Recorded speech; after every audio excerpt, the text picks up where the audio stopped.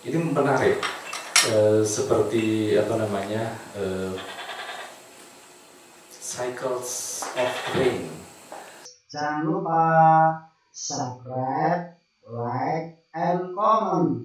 Matur suwun.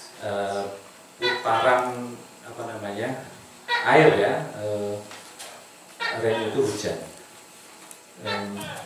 Ketika saya membaca kitabnya itu Syarabul Asyiqin, ya, itu kitab Syarabul Asyiqin itu minuman orang yang birahi. Birahi Tuhan loh ya, Tuhan. Nyebutnya istilahnya itu memang bahasa aslinya itu menyebutnya birahi, yang birahi kepada Tuhan. Itu menggambarkan itu ya seperti air. Jadi Tuhan itu diibaratkan sebagai samudra, samudra yang tanpa batas. Gitu. Samudra yang tanpa batas. Kemudian makhluk, ya, itu butiran air. Ini yang saya kemudian heran ya, pada masa itu menggambarkannya itu seperti pelajaran biologi itu. Itu teori tentang siklus hujan. Dalam ini ya, sebenarnya bukan siklus hujan ya, tapi kalau sekarang kita di pelajaran IPA itu mirip sekali itu. Jadi secara saintifik itu terbukti. Nah ini yang saya kemudian ingat, karena saya dulu mahasiswa tafsir juga ya, jadi kasih ingat. Syekh Nawawi Al-Bantani itu ketika menafsirkan tentang hujan itu masih sangat apa ya, unscientific lah. Jadi hujan itu karena itu bagian rahmat dari Allah, ya, itu turunnya itu dari langit ketujuh sana itu, ya, kemudian turun ke Sama'ud dunia, baru kemudian jadi hujan. Itu padahal beliau hidup di akhir abad 19, ya kan, awal abad 20 ya itu.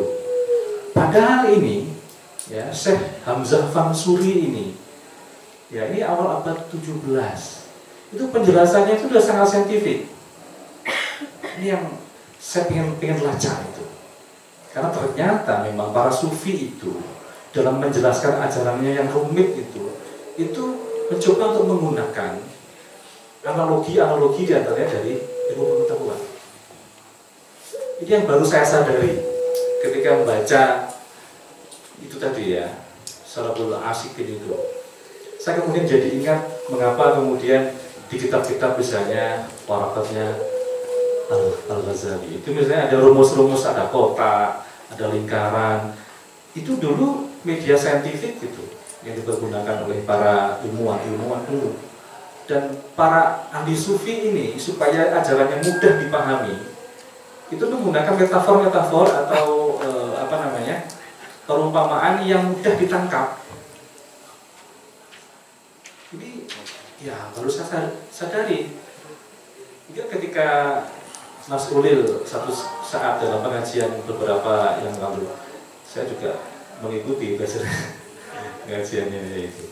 Dia menjelaskan tentang Lauh Mahfuz itu dengan menganalogikan dengan cloud sekarang ini, ya, cloud, ya kan?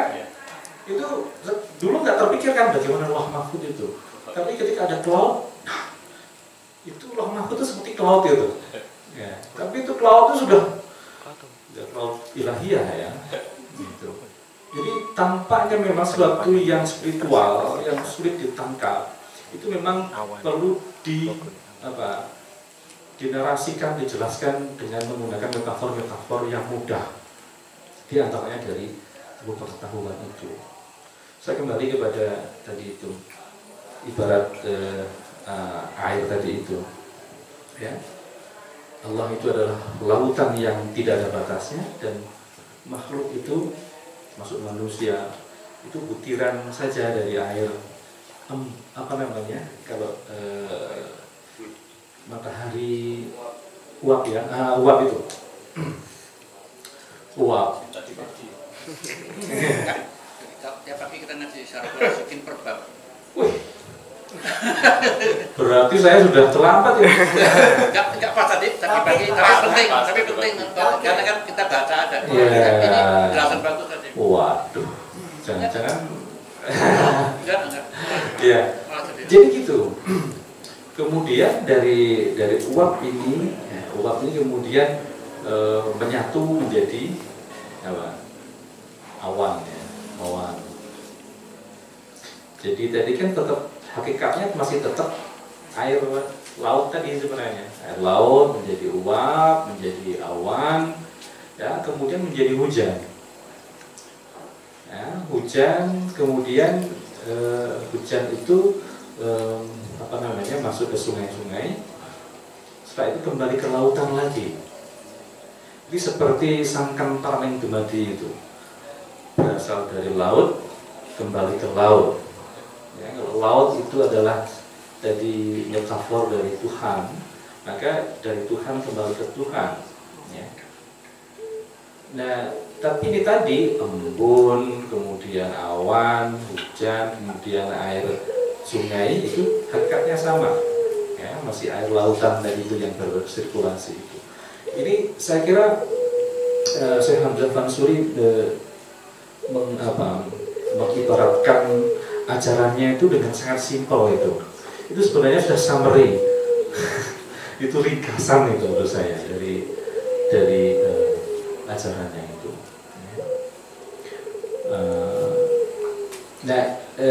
Ini yang kemudian nanti dipahami sebagai tadi itu nanti didebat ya oleh Nurdin Araniri bahwa itu berarti menyamakan antara makhluk dengan Allah, gitu.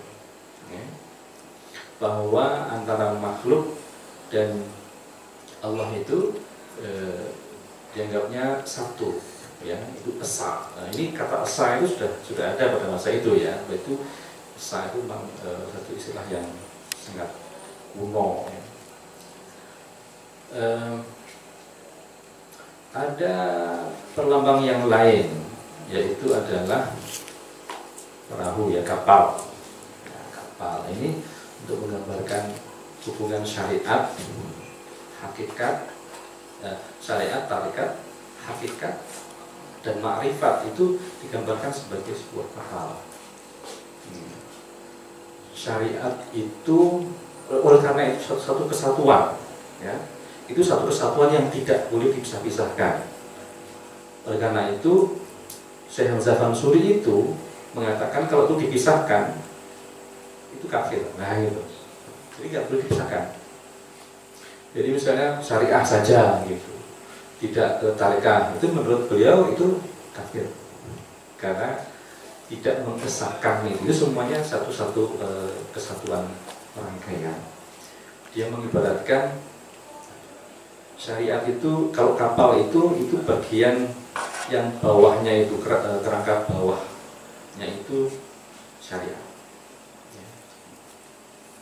Tarikat itu apa ya?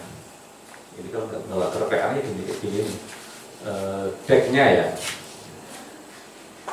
Kemudian hakikat itu isinya.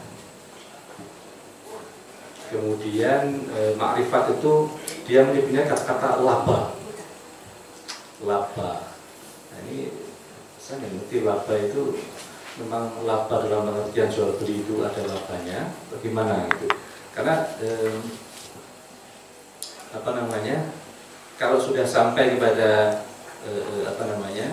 syariat, tarekat, hakikat dan itu sempurna, itu makrifat itu akan dikasih gitu ya. Nah, dia mengibaratkan itu, jadi itu laba dari jual beli itu. Nah, ini semua ajarannya dia ini juga didasarkan pada sebuah hadis. Ya. Asy-syari'atu aqwali wa tariqatu af'ali wal haqiqatu ahwali, kemudian wal ma'rifatu sirri. Ini dikatakan sebagai hadis Rasulullah. Dalam sebuah versi yang lain, wal ma'rifatu ra'su mali. Nah, ini menarik loh. Ra'su mali itu kan kapital. Jadi kapitalisme itu. Ya, jadi ma'rifah itu kapitalisme itu. Jadi kalau menggunakan istilah Karl Marx itu, dalam dunia budidaya ya. Nah, tentu saja ini hadis ini saya coba lacak itu hadis itu sebagai mantan mahasiswa tafsir hadis ya. Tahris. Ya, tapi saya nggak sempat detail ya. Tapi itu jelas memang ada di beberapa hadis, meskipun ya ada yang tanya, minta fatwa tentang hadis itu, ya intinya ya dhaif gitu ya. Tapi ada juga hadis itu ada di dalam suatu koleksi hadis-hadis Syiah, itu juga ada. Tapi di hadis Sunni itu saya juga menemukan. Sirul Kasrohnya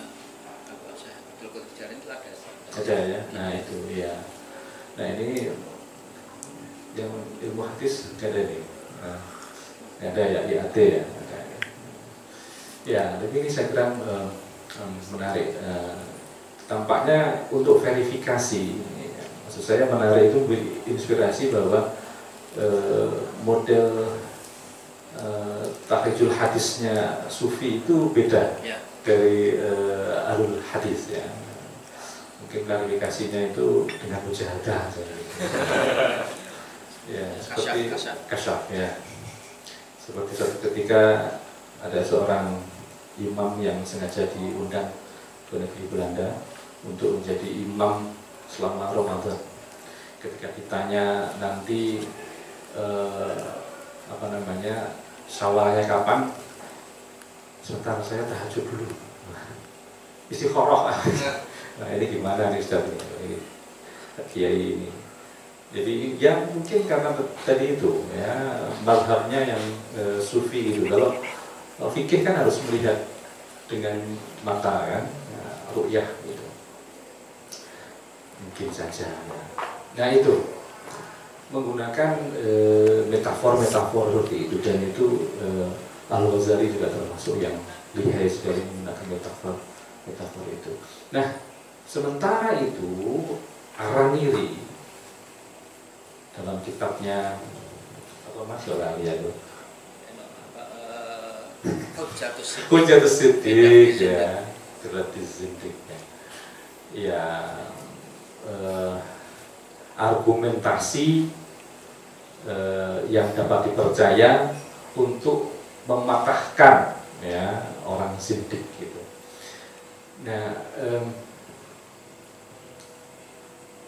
Nah, kalau metafor yang dipergunakan oleh Araniri dalam kitab itu bukan ya tadi ya siklus air tadi itu, bukan itu, dan juga bukan kapal itu, tetapi adalah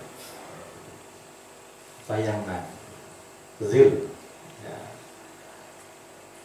Zil, tapi bayangan di sini bukan bayangan karena cahaya begini, bukan. Cahaya kan bayangan kan, bukan. Tapi bayangan seorang yang berada di depan kaca itu. Di depan kaca itu berarti kan ya bayangan yang ada dalam kaca itu tidak real. Yang real yang di depan kaca.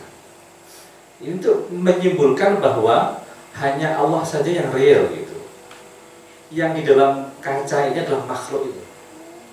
Ya, yang itu tidak real. Meskipun bisa katakan itu ada wujud Ya kalau wujud itu hanya yang ada di depan kaca, itu yang di dalam kaca itu bukan wujud gitu. Nah, tetapi itu tadi dua-duanya itu terpisah, tidak bisa dikatakan seperti air yang tadi itu. Ya, ini argumentasinya beda kan? Ya.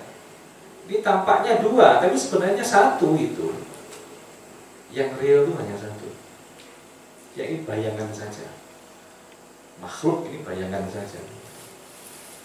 Nah, ini sebenarnya ya, Araniri itu juga wujud dia, sama-sama wujud dia. Cuma konsep wujud dianya beda. Nah, kalau Araniri sendiri mengkategorikan itu wujud dia muwahhidah dan mulhidah. Ya, mulhidah itu menyimpang gitu ya, itu untuk memberikan label kepada Hamzah Mansuri dan Nuruddin Sumatrani itu. Sementara wujudiyah dia itu yang muwahhidah, ya, wujudiyah muwahhidah, yaitu yang bertauhid. Ya, kalau saya menyebutnya itu dalam bahasa yang bahasa lain ya, yaitu wujudiyah panentheistik dan yang kedua itu agak sulit itu mirroristik ya. Panentheism dan mirrorism lah gitu, bukan terorisme ya, mirrorism, karena di mirror itu saya nggak tahu apakah ada istilah yang baku tentang itu. Tetapi sebenarnya tadi pembahasan dua kitab itu cukup digambarkan dengan dua metafor tadi, ya, satu cycles of water tadi, ya, sea, ya, water itu, dan zil atau bayangan di kaca itu. Sebenarnya itu summary-nya itu sudah mensummary-kan. Cuma yang karena Araniri ini kan datang belakangan.